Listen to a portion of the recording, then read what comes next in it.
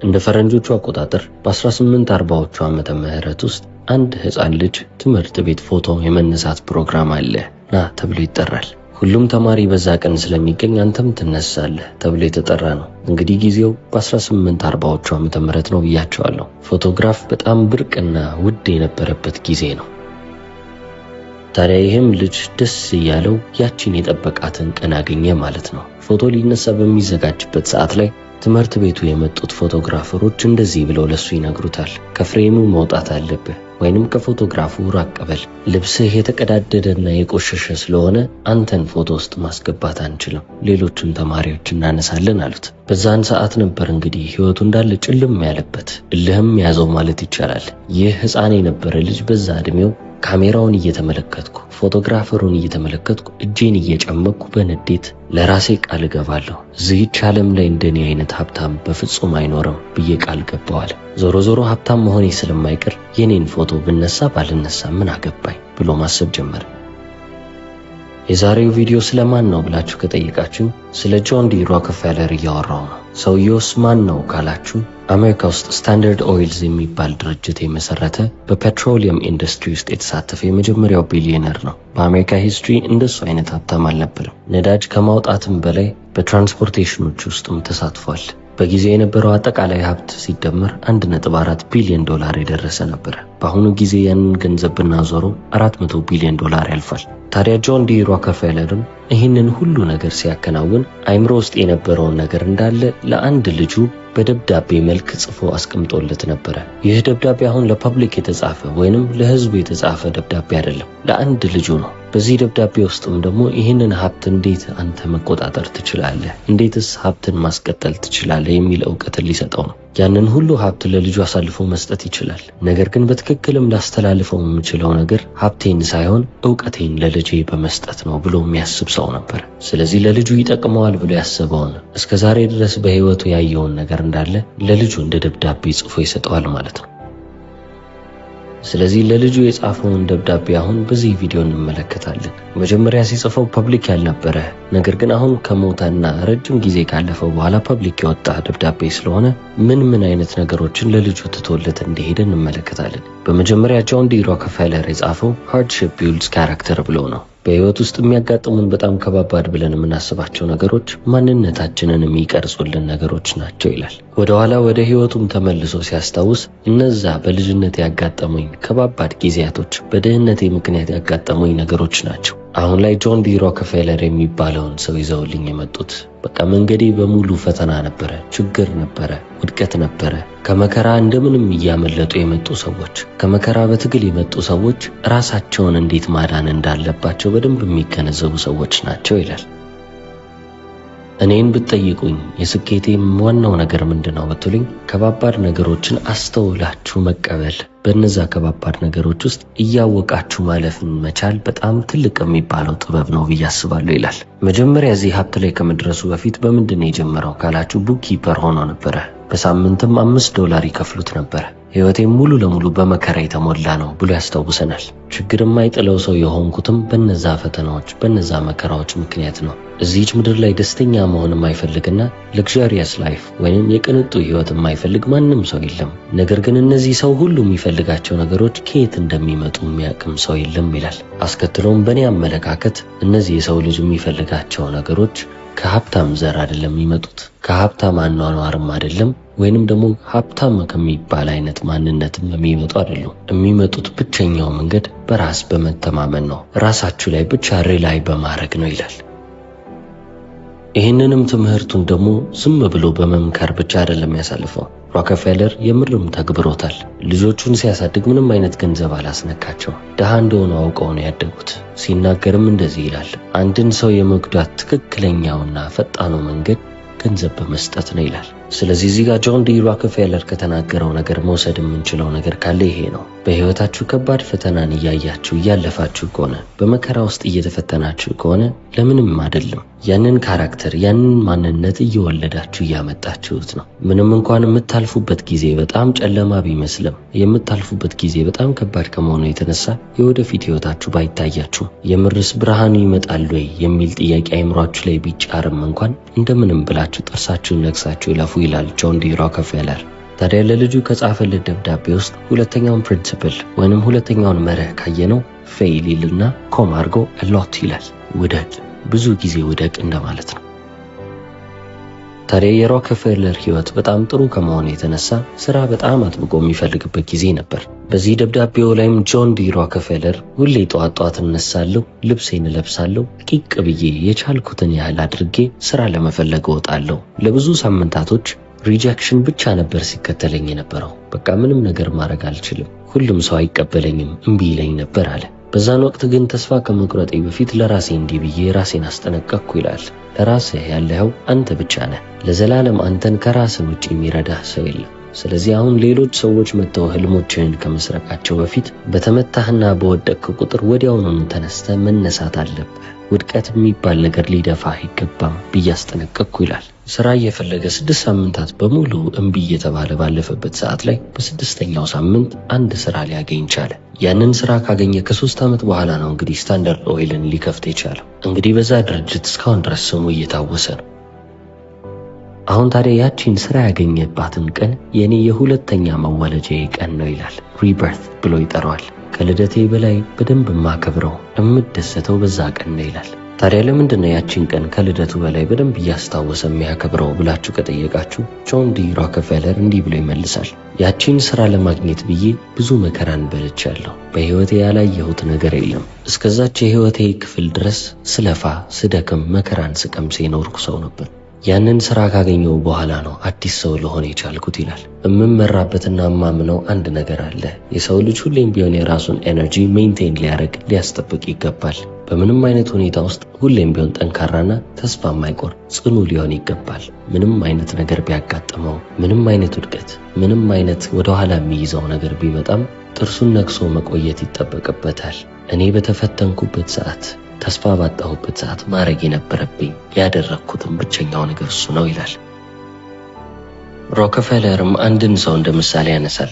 ቶማስ ኤዲሰንን፣ አምፖልን ለመጀመሪያ ጊዜ ያመጣውን ወይንም ክሬት ያደረገውንና ኢንቨንት ያደረገውን ሰው ማለት ነው። ቶማስ ኤዲሰን 10,000 ኤክስፐሪመንቶችን አድርጎ ነበረ። 10,000 ጊዜ ሞክሮ ነበረ። እያንዳንዱ ውድቀቱ ለሱ ውድቀት ሳይሆን ሌሎች የመሞከሪያ ዘዴዎችን መፈለጊያ ነው። የጆን ዲ ሮከፌለርም ቀመር ተመሳሳይ ነው ማለት ይቻላል። በተጨማሪም በጣም ቀላል ነው። ድሪም ወይንም ህልም መጀመሪያ ይመጣል፣ ቀጥሎ ፌሊየር ወይንም ውድቀት፣ ከዛም ቻሌንጅ ወይንም ፈተና። እነዚህ ሶስቱ ሲደመሩ ስክሰስን ወይንም ውጤትንና ስኬትን ይዘውላችሁ ይመጣል ይላል። በታሪክ የምርም ደግሞ የተፈጠሩትን ወይንም ደግሞ የነበሩትን በጣም ታላላቅ የሚባሉ ሰዎችን ብትመለከቱ ታላቅ የሆኑበት ምክንያት ውድቀታቸው እንደሆነ ታያላችሁ። ዘ ራይት ብራዘርስ የሚባሉ አሉ። 2 ወንድማማቾች ናቸው። አውሮፕላንን ለመጀመሪያ ጊዜ የፈጠሩ ሰዎች ናቸው። እነዚህም በትክክል አውሮፕላንን ከማብረር በፊት ስንት ጊዜ እንደተከሰከሰ፣ ስንት ጊዜ አልሆን እንዳላቸው የታሪክ መዝገቦች ይመሰክራሉ። ስለዚህ ለስኬት ትልቅ የሚባል አቋራጭ መንገድ ከፈለጋችሁ አዘውትራችሁ ውደቁ ይላል። የበለጠ በወደቃችሁና ውድቀታችሁም እየበረከተ በመጣ ቁጥር እናንተም የስኬታችሁ መንገድ እየቀረበ ይሄዳል። 3ኛው ፕሪንሲፕል የጆን ዲ ሮከፌለር 3ኛው መርህ ምንድነው ካላችሁ ሎቭ ቱ ወርክ ይላል። መስራትን ውደዱ ነው የሚለው። እንደኔ አመለካከት ስራ መስራት ማለት ትልቅ የሚባል ፕሪቪሌጅ፣ ትልቅ የምንለው የራሳችን ልዩ መብት ነው ይላል። ህይወትን ከማስቀጠልም በላይ የሆነ ፕሮቫይድ የሚያደርገን የሚሰጠንም ነገር አለ። ጂኒየስ ለመሆን የምንቀረጸው በስራ በኩል ነው። ስራ የብልጽግናም ዋናው ምንጭ ነው። የቢዝነሶች ወይንም የንግዶችም ዋናው መሰረት ነው ይላል። ስራ ማለት ወጣቶች ከአባትና ከእናታቸው በላይ እንደምንም ብለው ጥረው እንዲሰሩ የሚያደርግ ነው። ሀብት ቢኖራቸውም ባይኖራቸውም ስራ በምን መልኩ ሊገለጽ ይችላል ብትሉኝ በጣም ትህትና በሞላበት መንገድ ውስጥ የደስታ ፋውንዴሽን በመሆን ወይንም የደስታ መሰረት በመሆን ነው ይላል። ስራ የሚባለው ነገር የሰው ልጅ ህይወት ውስጥ ቅመም የሚጨምር ነገር ነው። ነገር ግን የምርም ስራው ወደ ህይወታችን ውስጥ በረከትን ይዞልን ከመምጣቱ በፊት፣ ውለታችንን ከመመለሱ በፊት ስራውን መውደድ ይጠበቅብናል። ስራውን ወደን መስራት የጀመርን ቀን ላይ የዛኔ ትልቁን የሚባለውን የህይወታችንን ስጦታ እናገኛለን ይላል። ጆን ዲ ሮከፌለር በስራ በጣም ያምናል። እንደሱ የሚሰራ ሰው አልነበረም። ሁሌም ቢሆን በስራ ላይ ነው። ይህንንም ደግሞ ሲያስረዳ 3 ምሳሌዎችን ይነግረናል። 3 ተመሳሳይ ስራ የሚሰሩ ሰዎች አሉ አለ። 3ቱም ቀራጮች ናቸው። ቁጭ ብለው እየቀረጹ ነው። ታዲያ የመጀመሪያውን ሰው ሄዳችሁ ምን እየሰራህ ነው ስትሉት እነዚህን ድንጋዮች ቅርጽ እያስያዝኩ ነው፣ ይህንንም የማደርገው ቤት በኋላ ለመግባት ነው ይላል። ስራውን እንደ ቅጣት የሚያይ ሰው ማለት ይሄ ነው ይላል። ሁለተኛውም ሰው ምን እየሰራህ ነው ተብሎ ሲጠየቅ እኔ እዚህ አሁን ሐውልትን እየሰራሁ ነው፣ በጣም ከባድ የሚባል ስራ ነው፣ ነገር ግን የሚከፈለኝ ገንዘብ በጣም ብዙ ስለሆነ ተስማምቶኝ እሰራዋለሁ፣ ምክንያቱም ቤተሰቦቼን የምመገብበት ነው ይላል። ጆን ዲ ሮከፌለር ይሄ ሰው ከመጀመሪያው ሰው በጣም የተሻለ ነው፣ ነገር ግን ወደፊት በህይወቱ ትልቅ የሚባል ሀብትን የሚገነባ አይነት ሰው አይደለም ይላል።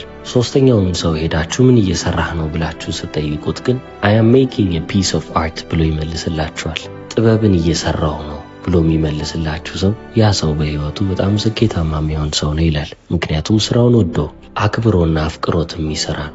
ስለዚህ ልጅ ያዳምጠኝ ይላል ሮከፌለር። ስራህን እንደ ፕሌዠር የምትመለከተው ከሆነ እንደሚያስደስትህ ነገር የምትመለከተው ከሆነ ህይወት ላንተ ገነት ነች። ስራህን ግን እንደ ኃላፊነት የምትመለከተው ከሆነ መስራት ያለብኝ ነገር ነው ብሎ የምታስብ ከሆነ ህይወት ላንተ ሲኦል ትሆናለች። ስለዚህ ስራህን ሁሌም ቢሆን ስትሰራ እንዴት እንደምትሰራ አመለካከትህንም በደንብ አድርገህ መርምር። ሌሎች ሰዎችን ደስተኛ የሚያደርገው ያንተ አመለካከት ነው ይላል። ጆን ዲ ሮከፌለር ለልጁ የጻፈው አራተኛ መርህ ዶንት ወርሺፕ ማኒ ይሰኛል። ገንዘብን አታምልክ። ስለ ጆን ዲ ሮከፌለር አንዳንድ ነገሮችን ብላችሁ ክርስቲያን እንደነበረና መስጠት እንደሚያስደስተው የታሪክ መዝገቦች ይናገራሉ። አሁን ጉግል ላይ ገብታችሁ ጆን ዲ ሮከፌለር ብላችሁ ሰርች ብታረጉ አሜሪካን ቢዝነስማን ኤንድ ፊላንትሮፒስት ይላል። ቢዝነስማን ያው የንግድ ሰው ነው። ፊላንትሮፒስት ማለት ደግሞ ሀብቱን የሚሰጥ ሰው ነው። ለጋስ ብለው ሰዎች ይገልጹታል። በጊዜውም የነበሩ ክርስቲያኖች እሱን በትልቁ የሚወቅሱት አንድ ነጥብ አለ። ገንዘብ ስላለው ገንዘብን መውደድ የክፋት ሁሉ ስር ነውና እያሉ የእሱን ብዙ ሀብት ችላ ይሉትና ያጣጥሉበት ነበር። እሱም ደግሞ እንደዚህ ይላል፣ ገንዘብ መጥፎ ነገር አይደለም። ገንዘብ መጥፎ የሚሆነው ገንዘብን ማምለክ ስትጀምሩ ነው እንጂ ገንዘብን እንደ ሞቲቭ ወይንም እንደሚያነሳሳችሁ ነገር አድርጋችሁ ብትሰሩ ምንም ችግር የለውም። ገንዘብ አላችሁ ማለት እናንተ ለራሳችሁ፣ ለቤተሰቦቻችሁ፣ ለጓደኞቻችሁ በጣም ምቹና አሪፍ የሚባል ህይወትን መስጠት ትችላላችሁ ማለት ነው። ይህ ደግሞ በምትወዷቸው ሰዎች ቤት ውስጥ ደስታን የሚያመጣ ነገር ነው እንጂ መጥፎ ነገር አይደለም ይላል። ገንዘባችሁን ወስዳችሁ ከቤተሰብም ከቅርብ ጓደኞችም ማሳለፋችሁ ለብዙ ሰዎች ለተቸገሩ ሰዎች እየተጠቀማችሁ የምትቀጥሉ ከሆነ ገንዘባችሁ የደስታችሁ ምንጭ ይሆናል። ለሮከፌለር ገንዘብ ማለት አንድ ነገር ነው። ልክ እንደ እሳት ይመለከተዋል። እሳት የጥሩ ሰው እጅ ላይ ከቀረበ እሳትን በጥሩ መንገድ መጠቀሙ አይቀርም። ምግብን ያበስልበታል፣ ቤቱን ያሞቅበታል፣ ጨለማውን ብርሃን ያደርግበታል። እሳትን ግን ለመጥፎ ሰው ከሰጣችሁት እሳትን መጥፎ የሚያሰኘውን የሆነ ነገር ማድረጉ አይቀርም። ቤት ያነድበታል፣ ያቃጥልበታል። እሳት መጥፎ ነው ሊያስብል የሚችልን ነገር ያደርጋል ይላል። ሮከፌለር ገንዘብንም የተመለከተበት መንገድ በዚሁ መንገድ ነው። ገንዘብ በትክክለኛው ሰው እጅ ላይ ካረፈ ጥሩ የሚባል ስራ ሊሰራ ይችላል። ነገር ግን መጥፎ ሰው ላይ ከወደቀ ገንዘብ መጥፎ ስም ይኖረዋል ይላል። ከዚህም አስከትሎ እንደዚህ ይላል፣ ፈጣሪ ግልጽ የሆነ ቅጣቶችና ግልጽ የሆኑ ሽልማቶች አሉት ብዬ አምናለሁ። ለኔም ደግሞ የተሰጠኝ ገንዘብ በምድር ላይ ያለኝ ሀብት ከፈጣሪ የመጣ ነው ብዬ ነው ማምነው አለ። አስከትሎም እኔ ሁልጊዜም ቢሆን ገንዘብን መስራት እችላለሁ፣ ገንዘብን ማምጣት እችላለሁ። ፈጣሪ ከረዳኝ እኔ ይህንን ገንዘብ መልሼ ለማህበረሰቡ እንደማውል ስለሚያውቅ ነው። ገንዘቡ በእኔ ኪስ ውስጥ እንደማይቀርና ከኔ ጋርም ያሉት ማህበረሰቦች ሀገሬንም እንደምጠቅምበት ስለሚረዳ ነው ይላል። አስተውሉ። እቺን ደብዳቤ እንግዲህ ለልጁ ጽፎ ከጨረሰ በኋላ በመጨረሻም የጻፈለት አንድ መልእክት አለ። በልጄ አሁን ተመልሼ መጽሐፍ ቅዱሴን ማነብበት ሰዓት ነው። ምሽቱን ተመለከትኩት። በጣም የሚያምር ምሽት ነው። እያንዳንዱ የሚያበራው ኮከብ ጆን አሪፍ ስራን የሰራኸው የሚል ይመስላል። እወድሃለሁ፣ አባትህ ነኝ አለ። እንግዲህ ደብዳቤውን የጨረሰበትን መንገድ ይሄንን ይመስላል። ነገር ግን አሁንም መርሆቹን አልጨረስናቸውም። ወደ አምስተኛው መርህ እናልፋለን። ኖ ኤክስኪውስስ ኮማርጎ ኤቨር ይላል። መቼም ቢሆን ሰበብ እንዳትሰጥ ነው የሚለው። በእኔ አመለካከት ማሳበብ ማለት የአይምሮ ህመም ነው ማለት ነው። በዚህ የአይምሮ ህመም የተጠቁም ሰዎች ሁሉም ተሸናፊዎች ናቸው ማለት ይቻላል። ምንም ተመርጦ ደህና ነው የሚባል ሰው የለም። አውቃለሁ አንዳንድ ሰዎች ጥሩ ምክንያት ሊያቀርቡ ይችላል። ነገር ግን በዓለም ላይ በጣም ስኬታማ የሚባለውን ሰው እየፈለጋችሁ በሄዳችሁ ቁጥር ሰበብን በውስጡ የማግኘት እድላችሁ በጣም እየጠበበ ይመጣል። ስኬታማ ሰው ለሰበብ ቅርብ የሆነ ሰው አይደለም። በህይወት ውስጥ በጣም ብዙ በረከቶች ቤቱ የገባለት ሰውና ምንም ነገር ባልተሳካለት ሰው መካከል አንድ ምክንያት ወይንም አንድ ልዩነት ነው ያለው። ያም ልዩነታቸው ኤክስኪውዝ ነው ይላል፣ ወይንም ደግሞ ሰበብ ማለት ነው። ስለዚህ የጆን ዲ ሮከፌለርን የመጀመሪያዎቹን 5 ፕሪንሲፕሎች ወይንም 5 መርሆች በዚህ መንገድ ልንመለከታቸው ችለናል። ቀሪውን ፓርት ደግሞ ነገ ይዤላችሁ እመጣለሁ። አስታውሱ፣ ጆን ዲ ሮከፌለር ይህንን ደብዳቤ የጻፈው ለልጁ ነው። የሰው ልጅ ደግሞ ምንም ያህል ጨካኝ ቢሆን ልጁን አይጥላም። ስለዚህ ለልጁ ትቶለት ያለፈው መልእክት ጥሩ መልእክት ነው ማለት ነው። እነዚህን 5 ፕሪንሲፕሎች እያሰብን እስከ ነገ ደግሞ እንጠብቅ። ነገ ደግሞ የተሻለ ክፍል ይዤላችሁ እቀርባለሁ። እስከ መጨረሻው ስለተከታተላችሁ አመሰግናለሁ። ቻው።